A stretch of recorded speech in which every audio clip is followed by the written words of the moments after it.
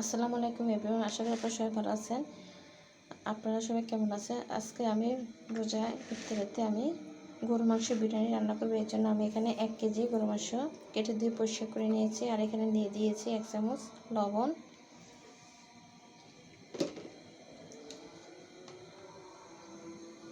এখন দিয়ে দিচ্ছি এখানে 2 চামচ পরিমাণ আদা রসুন পেস্ট,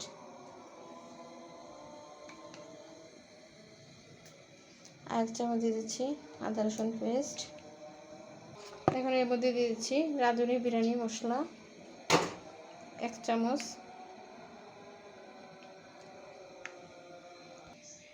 এখন দিচ্ছি 1/2 চামচ মরিচের গুঁড়া।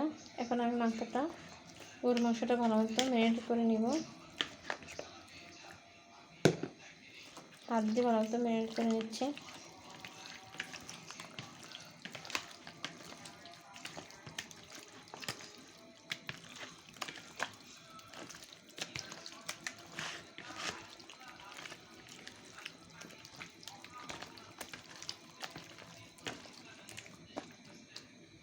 মাংসটা আমার ম্যারিনেট করা হয়ে গেছে।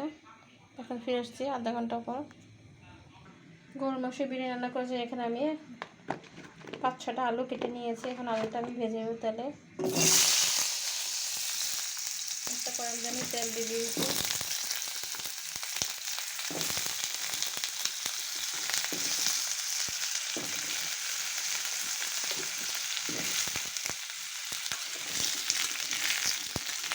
এখন এর মধ্যে সামান্য করে হলুদ দিয়ে দেবো।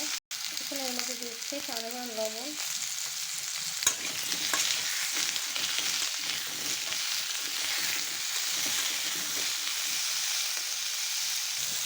দিয়ে দিলাম সামান্য করে হলুদ গুঁড়া,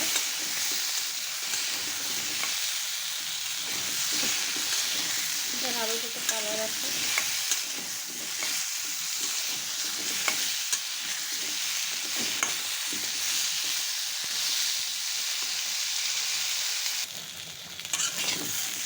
গরুর মাংস বিরিয়ানি রান্নাটা আলুটা আমার ভাজা হয়ে গেছে। এখন এটা আমি নামিয়ে ফেলবো।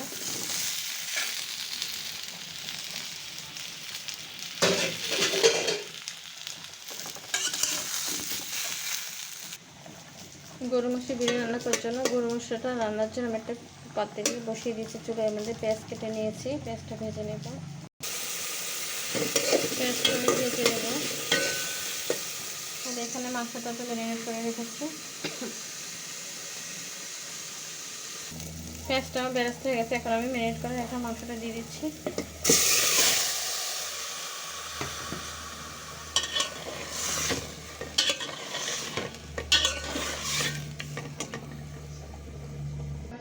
তিন কাপ পরিমাণ পানি দিয়ে দিচ্ছি মাংসটা ভালো মতো সিদ্ধ হওয়ার জন্য।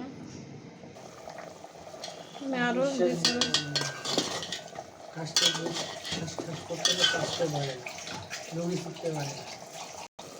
গরুর মাংসটা আমি নেড়ে দিচ্ছি। আপনারা কে কে বিরিয়ানি খেতে পছন্দ করেন অবশ্যই কমেন্ট করে জানাবেন।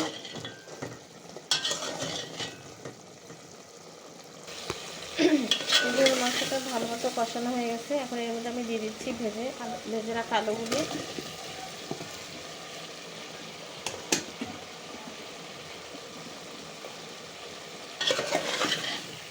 আলু আর মাংস ভালো মতো সিদ্ধ করার জন্য আমি আরও কিছু পানি গরম করে দিব।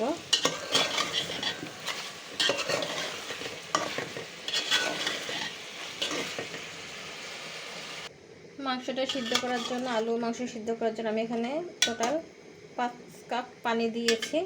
এখন একটা ঢাকনা দিয়ে দেব।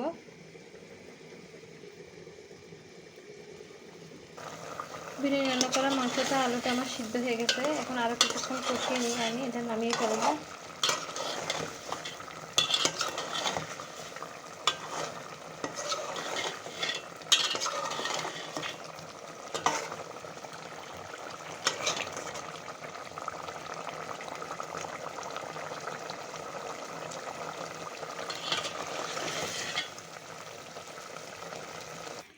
বিরিয়ানি রান্না করা মাংসটা আমি নামিয়ে রেখেছি।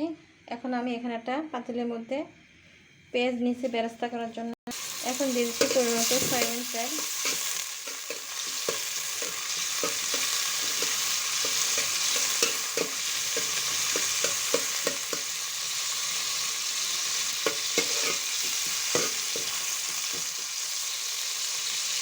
এখানে আমি পোলাও চাল নিয়েছি 3 পোয়ার মতন, ধুয়ে পরিষ্কার করে নিয়েছি, ধুয়ে পানি জড়িয়ে নিয়েছি। পেস্টটা আমার ব্যবস্থা হয়ে গেছে। এখন এর মধ্যে আমি দিয়ে দিচ্ছি পোলাও চাল।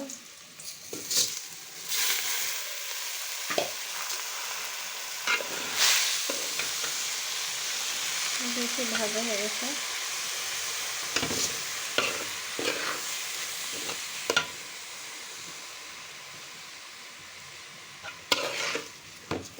এখন চালটা আমি ভালো মতো বেরেস্তার তেলের মধ্যে ভেজে নিব।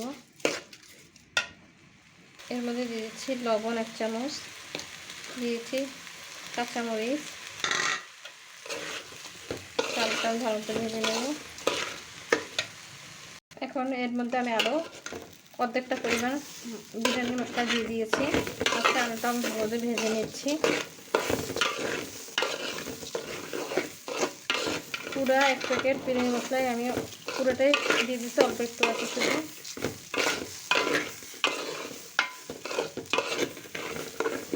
চালটা আমার ভাজা হয়ে গেছে। এখানে এর মধ্যে আমি পরিমাণ মতো পানি দিয়ে দিব।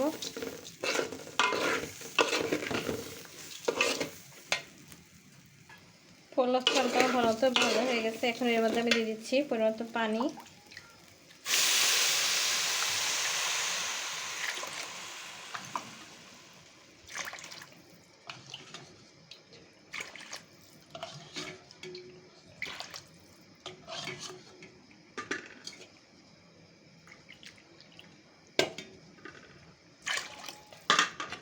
টোটাল এখানে 8 পট পানি দিব আমি।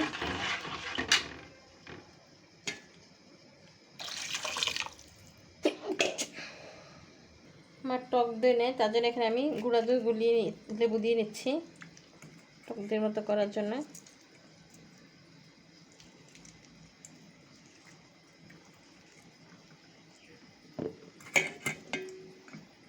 যাতে টক দই ফ্লেভারটা আসে, এখানে এটা আমি পোলাওতে দিয়ে দিচ্ছি।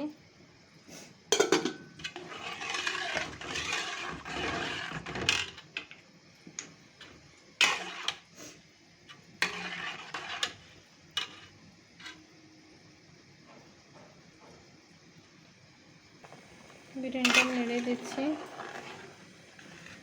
এখন এর মধ্যে আমি মাংসটা দিয়ে দিব। আচ্ছা, মাংসটা আমি দিয়ে দিয়েছি এর মধ্যে।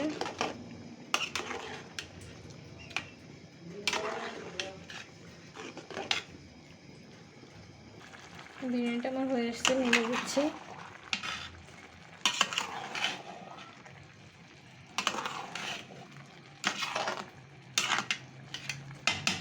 আজকে পর্যন্ত সবাই ভালো থাকবেন।